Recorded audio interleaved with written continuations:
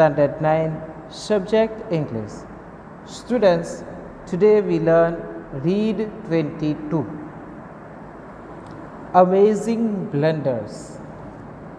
Amazing blunders એટલે કે છબરડા. આપણે છબરડાઓ કરીએ ને મોટી મોટી ભૂલો તે બરાબર. અમેઝિંગ એટલે કે આશ્ચર્યજનક, એટલે કે આશ્ચર્યજનક છબરડાઓ, આશ્ચર્યજનક ભૂલો બરાબર. તો આપણે આ પાઠમાં આશ્ચર્યજનક મોટી મોટી ભૂલો અથવા તો પછી છબરડાઓ જોવાના છે બરાબર.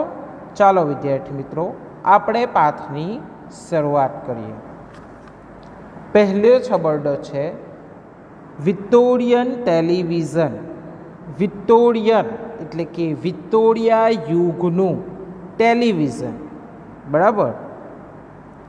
તો આપણે વિક્ટોરિયન એટલે કે વિક્ટોરિયા યુગ, આપણે કયા યુગમાં જીવી રહ્યા છે? મોડર્ન યુગમાં બરાબર.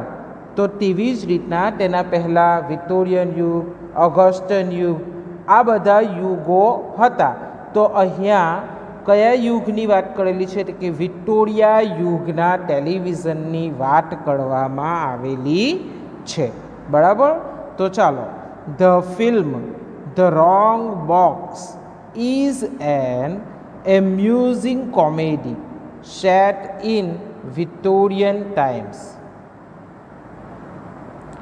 The end of the 19th century, but there was a serious blunder. The filmmaker allowed television aerials on the rooftops to be seen in the film, but they forget that television was not invented until 1926. જુઓ, Victoria યુગનો ટેલિવિઝનનો એક જે છબરડો વાગ્યો હતો તેની વાત કરેલી છે. તે કે the film the wrong box. શું કહે છે?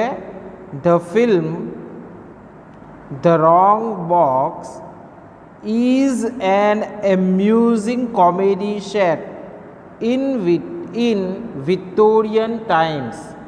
એટલે કે એક ફિલ્મ, કયા ફિલ્મની વાત કરેલી છે? કે ધ રોંગ બોક્સ. એ શું થયેલું હતું? The film The Wrong Box is an amusing comedy set in Victorian times, the end of the 19th century.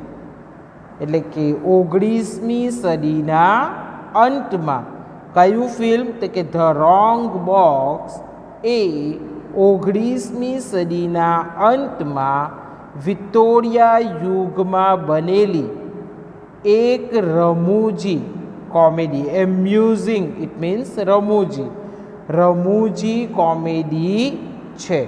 કયું ફિલ્મની વાત કરેલી છે? કે the wrong box. But there was a serious blunder. પણ તેમાં એક ગંભીર, સિરિયસ એટલે કે ગંભીર, બ્લન્ડર એટલે કે છબરડો, મોટી ભૂલ.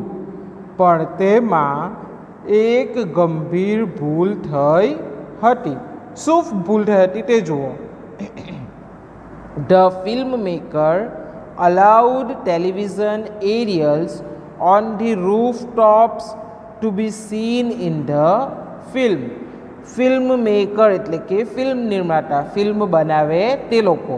તે કે ફિલ્મ નિર્માતાએ છાપડા ઉપર, રૂફટોપ્સ એટલે કે છાપડા ઉપર ટેલિવિઝનના એરિયલ્સ બધા જોઈ શકે તેમ રહેવા દીધા.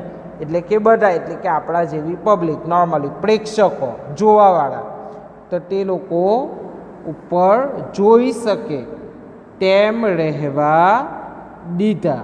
But they forget that television was not invented until 1926. પણ તેઓ ભૂલી ગયા કે 1926 સુધી ટેલિવિઝન શોધાયું ન હતું. શું ભૂલી ગયા તેઓ? 1926 સુધી ટેલિવિઝન શોધાયું ન હતું. આ તમારા વિક્ટોરિયન યુગનું ટેલિવિઝન, આ જે પહેલો છબરડો છે તે કે the film the rock box એ 19મી સદીના અંતમાં વિક્ટોરિયા યુગમાં બનેલી એક રમૂજી કોમેડી છે.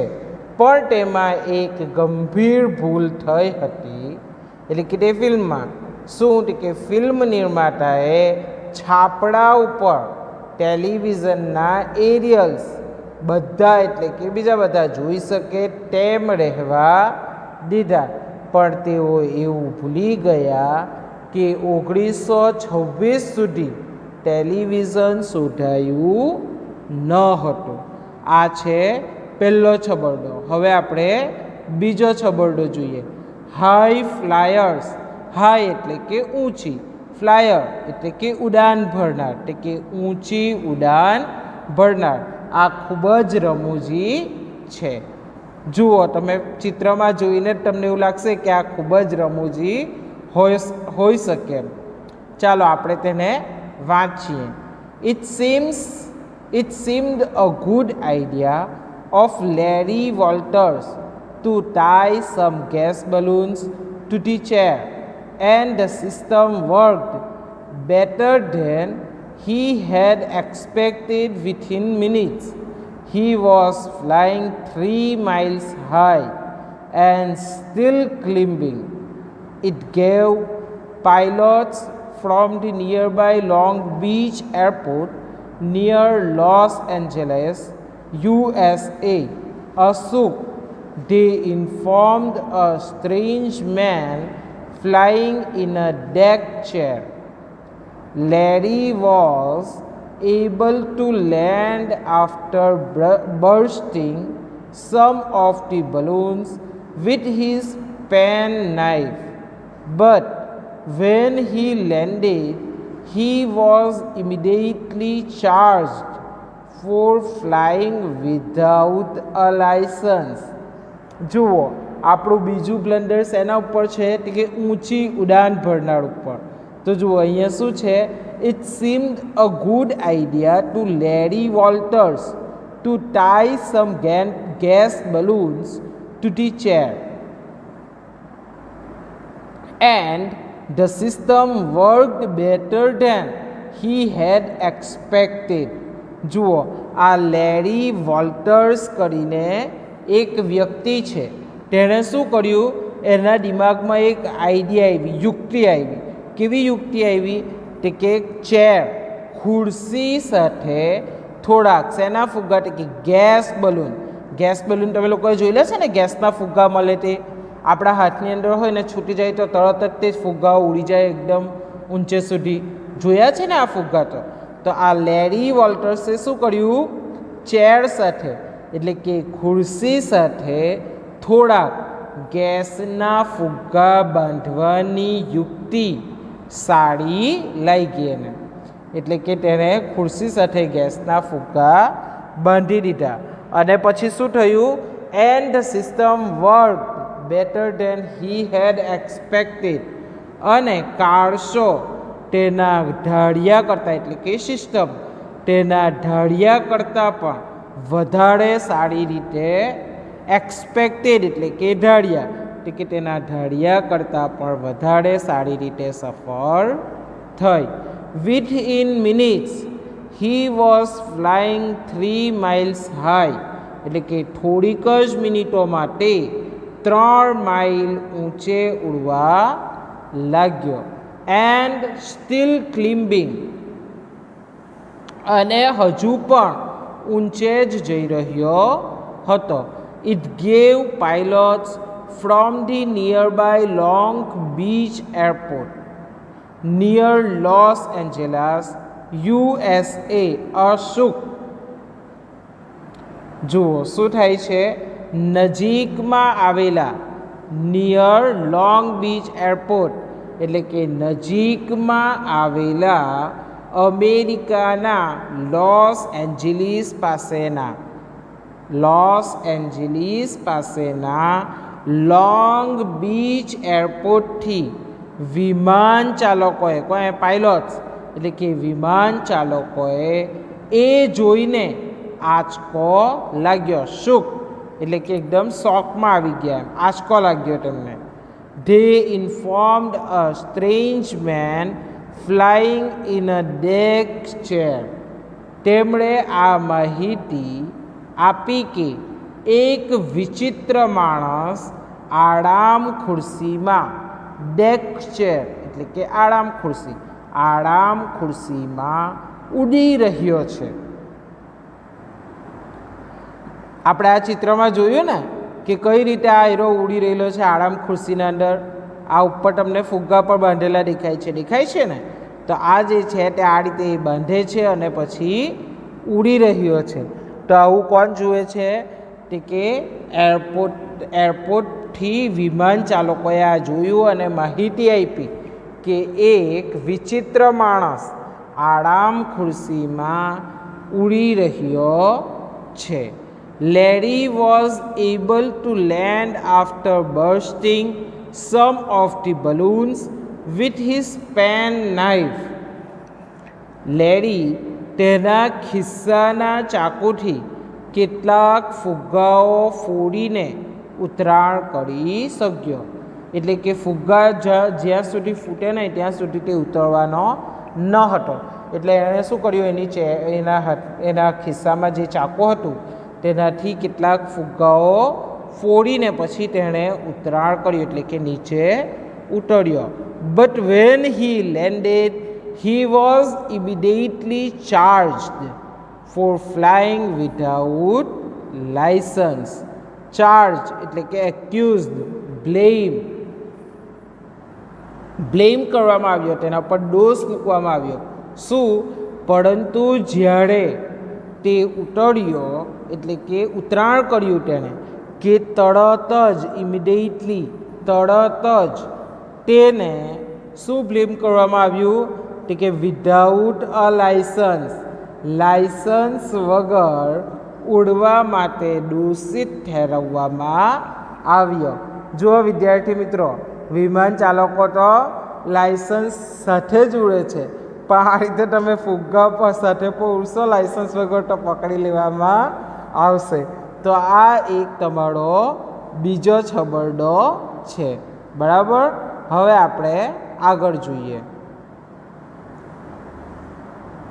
જુઓ, તમે અહીંયા આ ચિત્રમાં જોઈ શકો છો કે તેણે પોતાના હાથના ઉપર બધું બાંધી દીધું છે. બાંધ્યું છે ને? તો આ એક ફિંગરપ્રિન્ટ્સ વિશે છબરડો છે. ફિંગરપ્રિન્ટ્સ એટલે કે આંગળીની છાપો. તમે બધા આધાર કાર્ડ બનાવવા ગયા હતા ત્યારે ફિંગરપ્રિન્ટ્સ આપી હતી, યાદ છે ને? તો તેવી જ રીતના અહીંયા જુઓ, ફિંગરપ્રિન્ટ્સથી શું કર્યું છે તે આંગળીઓની છાપ. એટલે કે American gangster John Dillinger knew his fingerprints were on the files of the FBI. FBI નું ફૂલ ફોર્મ શું છે? Federal Bureau of investigation. He thought it would be a good idea if he got some new fingerprints. So he put the tips of his thumbs and fingers in acid to remove his old fingerprints. He bore weeks of pain until his skin healed. But when he compared his new fingerprints with his old ones, they were exactly the same. જુઓ, આ fingerprints વાળું શું કહે છે? આંગળીઓની છાપ. તે કે American gangster, તે કે અમેરિકાનો એક બદમાશ. કોણ? John Dillinger. knew his fingerprints were on the files of the FBI. એફબીઆઈનું ફૂલ ફોર્મ શું છે? Federal Bureau of Investigation. એટલે કે અમેરિકાનો એક બદમાશ જ્હોન ડિલેન્જર જાણતો હતો કે તેની આંગળીઓની છાપ એફબીઆઈની ફાઇલમાં છે. He thought it would be a good idea if he got some new fingerprints. જુઓ, તેણે એવું વિચાર્યું કે તેની જો આંગળીઓની નવી છાપ બનાવવાનો વિચાર સારો રહેશે. એટલે કે તેની ફિંગરપ્રિન્ટ્સ જે જૂની આપણા હાથની ફિંગરપ્રિન્ટ્સ છે તો આપણા સરકારની અંદર છે આપી દીધી છે ને આપણી આંગળીની ફિંગરપ્રિન્ટ્સ. તો હવે આપણે આપણી આંગળીની ફિંગરપ્રિન્ટ્સ બદલી શકીએ. કોઈ દિવસ ચેન્જ નહીં થાય ફિંગરપ્રિન્ટ્સ. ગમે ત્યાં જશો તમે ફિંગર મારશો એટલે તમારી ફિંગર આવી જશે તે જ, જો કંઈ જૂની તમારી ફિંગરપ્રિન્ટ સાથે મેચ કરવી હોય તો પણ. બરાબર. તો અહીંયા શું કહે છે કે તેને એવું લાગ્યું કે આંગળીઓની નવી છાપ બનાવવાનો વિચાર સારો રહેશે. સો he put the tips of his thumbs. અને તેથી જૂની છાપ ભૂસી કાઢવા માટે તેણે શું કર્યું? and fingers in acid to remove his old fingerprints. અને તેની જૂની છાપ ભૂસી કાઢવા માટે તેણે અંગૂઠા અને આંગળીઓના ટેડવાને એસિડમાં નાખ્યા. એસિડ તમે બધાએ જોયું છે ને, એસિડની અંદર એસિડ આપણા ઉપર જરાક પડે તો આપણી આખી સ્કિન બળી જાય છે. બરાબર. તો આએ પોતાની ફિંગરપ્રિન્ટ્સ ચેન્જ કરવા માટે શું કર્યું? પોતાનો અંગૂઠો અને આંગળીના ટેડવાઓ એસિડમાં નાખ્યા. He bore weeks of pain until his skin healed. Healed એટલે કે got well, સારી થઈ ગઈ. એટલે કે તેને એમ કે એસિડમાં નાખ્યા. નવી ચામડી આવતા અઠવાડિયા લાગ્યા. ત્યાં સુધી તેણે પુષ્કળ દર્દ સહન કર્યું. પેઇન એટલે કે દર્દ સહન કર્યું. આપણે આપણા ઉપર જરાક છાંટો એનો પડેલો હોય એસિડનો તો આપણે આખી સ્કિન એટલી બળી જાય ને આપણને એટલું પેઇન થાય. તો આપણે કેટલા બધા એવા એસિડવાળા કેસ પણ સાંભળીએ છીએ. આપણે તો એક દીપિકા પાદુકોણનું મૂવી પણ આવ્યું છે કે ચહેરા ઉપર એસિડ પડે તો તેના ચહેરાની શું હાલ થતી હશે. ને આ પોતાની ફિંગરપ્રિન્ટ્સ બદલવા માટે શું કરે છે? પોતાના આંગળીઓના ટેડવા અને અંગૂઠો એસિડમાં નાખી દે છે અને કેટલા અઠવાડિયાઓ સુધી દર્દ સહન કરે છે. But when he compared his new fingerprints with his old ones, they were exactly the same. પણ જ્યારે એણે નવી આંગળીઓની છાપને જૂની આંગળીઓની છાપ સાથે સરખાવી તો બંને સેમ જ આવી, બંને એક સરખી જ હતી. એટલે કે આંગળી એસિડમાં બોળવાથી પણ તમારી ફિંગરપ્રિન્ટ્સ ચેન્જ થવાની નથી.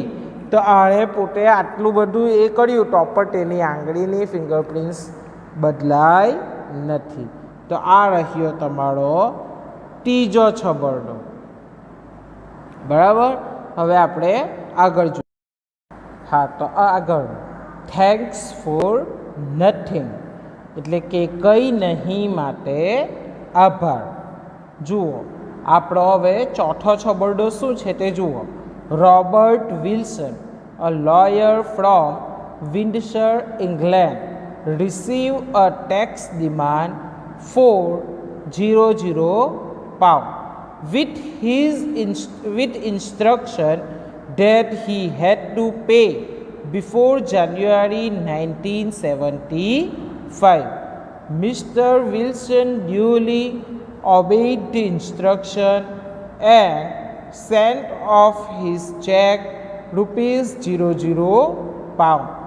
A few days later, he received a receipt for £00 sent by first class post. જુઓ, આ છબરડો શેનો છે? કંઈ નહીં માટે આભાર. એટલે કે Robert Wilson, a lawyer from Windsor, England, received a tax demand £400 with instruction that he had to pay before January 1975. જુઓ, ઇંગ્લેન્ડના લોયર એટલે કે વકીલ, ઇંગ્લેન્ડના વકીલ ઇંગ્લેન્ડના વિન્ડસર શહેરના કયાના વિન્ડસર શહેરના રોબર્ટ વિલ્સન નામના એક વકીલને શું મળ્યું કે £0 ટેક્સનો પત્ર આવ્યો. એમાં શું ઇન્સ્ટ્રક્શન હતી? ઇન્સ્ટ્રક્શન એટલે કે સૂચના. With instruction that he had to pay before January 1975. એમાં સૂચના હતી કે જે ટેક્સનો લેટર આવ્યો તેમાં શું સૂચના હતી? £0 ટેક્સનો એ આવ્યો અને તેમાં શું સૂચના હતી સાથે? જાન્યુઆરી 1975 પહેલાં તે કર ભરી દેવો, એટલે કે ટેક્સ ભરી દેવો. Mister Wilson duly obeyed the instruction. duly એટલે કે પ્રોપરલી, યોગ્ય રીતે. obeyed એટલે કે માનવું. ઇન્સ્ટ્રક્શન એટલે કે સૂચના. શ્રી વિલ્સને આ સૂચનાને યોગ્ય રીતે અનુસરી and sent off his check for £0 અને અનુસરીને £0 ચેક મોકલી આપ્યો. A few days later he received a receipt for £0 sent by first class post અને થોડા દિવસ પછી તેમને ફર્સ્ટ ક્લાસ ટપાલથી મોકલાવેલી £0 ચૂકવણીની રસીદ મળી. જુઓ, £0 પણ ટેક્સ આવે.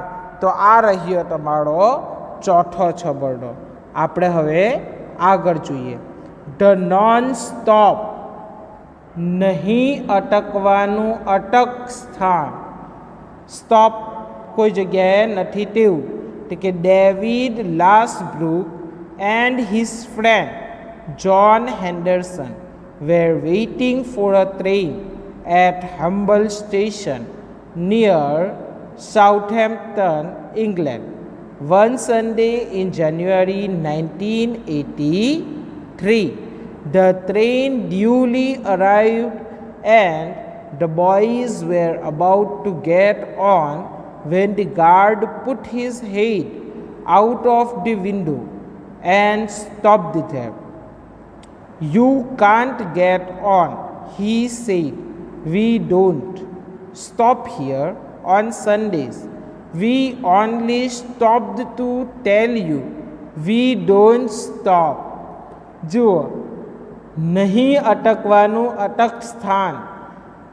અહીંયા શું છે? જુઓ, David લાસબ્રુક and his friend John Henderson were waiting for a train at Humble Station near Southampton, England, one Sunday in January 1983.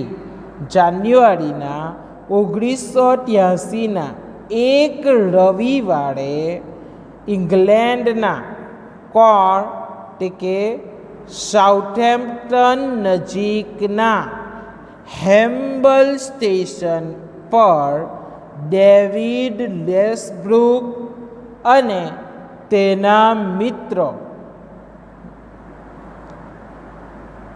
John હેન્ડરસન એક ટ્રેનની રાહ જોઈ રહ્યા હતા. શું કરી રહ્યા હતા? વેઇટિંગ ફોર ધ ટ્રેન, એટલે કે ટ્રેનની રાહ જોઈ રહ્યા હતા. The train duly arrived. Train duly arrived એટલે કે સમયસર આવી. and the boys were about to get on when the guard put his head out of the window and stopped them. જો છોકરાઓ ચડવાની તૈયારીમાં હતા, એટલે કે ગાડી આવી અને છોકરાઓ ચડવાની તૈયારીમાં હતા ત્યારે ગાર્ડે શું કર્યું? Put his head out of the window, એટલે કે ગાર્ડે બારીની બહાર ડોકું કાઢ્યું અને તેમને અટકાવ્યા. યુ કાન્ટ ગેટ ઓન, તમે ચઢી શકશો નહીં. હી સેડ, કોણે કહ્યું આવું? ગાર્ડે કહ્યું.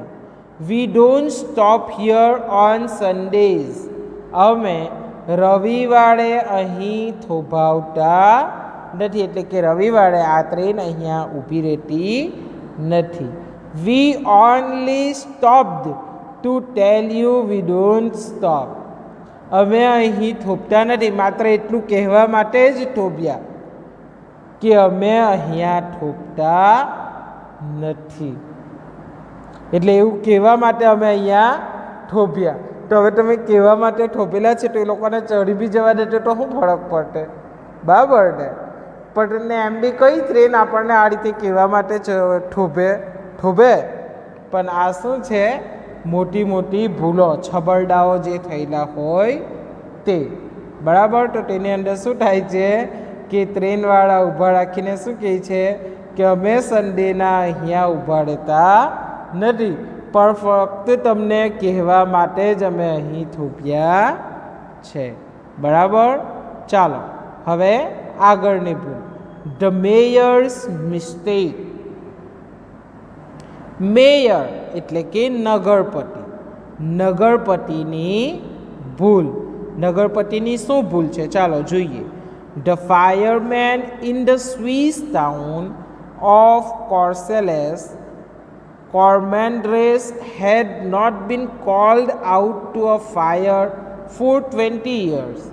The mayor felt they must be getting bored with this inactivity, so he organized a day trip for them. It proved to be a costly mistake. While they were out enjoying themselves, the mayor's office caught fire. જુઓ, નગરપતિની ભૂલ શું છે? કે the fireman in the Swiss town of Cormandres had not been called out to a fire for 20 years. એટલે કે Cormandres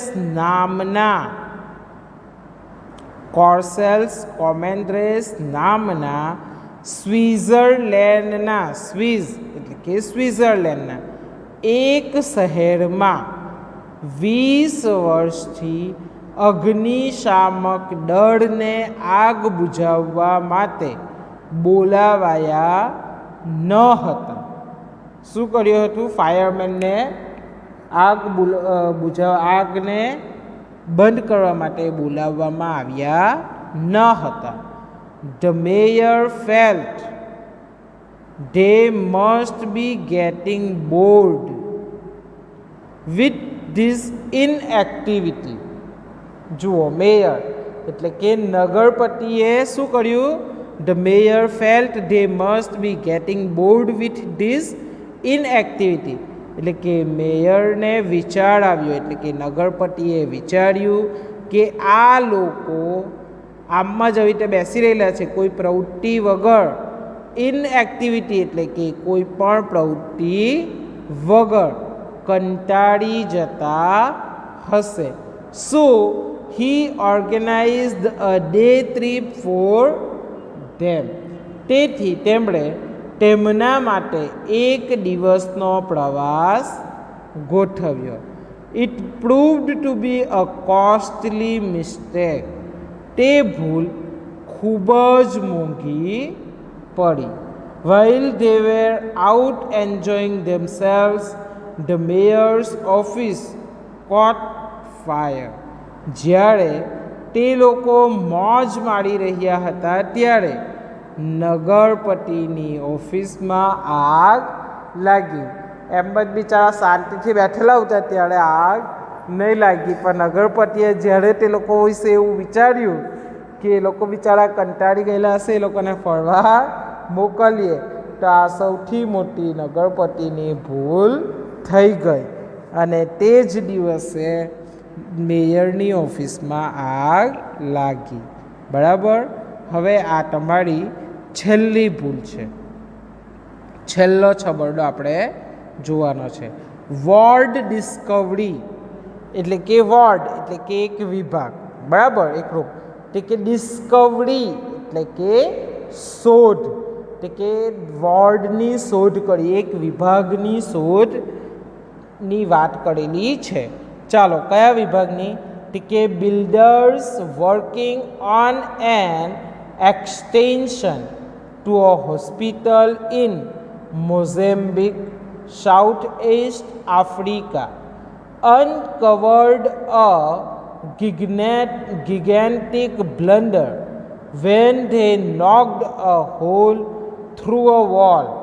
On the other side, they found a fully equipped maternity ward containing some 50,000 pounds worth of equipment someone had apparently walled up the ward by accident, and hospital authorities had forgotten it was there.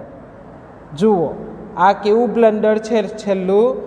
કે builders working on an extension to a hospital in Mozambique, Southeast Africa, uncovered a gigantic blunder when they knocked a hole through a wall. શેની વાત કરેલી છે? કે south એસ્ટ એટલે કે દક્ષિણ પૂર્વ આફ્રિકાના મોઝેમ્બિક શહેરની એક હોસ્પિટલના બાંધકામ કરવાવાળા વધારવાનું એટલે કે રૂમ વધારવાનું કામ કરી રહ્યા હતા. શું કરી રહ્યા હતા? Extension. It means adding room or making the building bigger, એટલે કે રૂમ વધારવાનું કામ કરી રહ્યા હતા. ત્યારે તેમને શું મળે છે? Uncovered a gigantic blunder when they knocked a hole through a wall.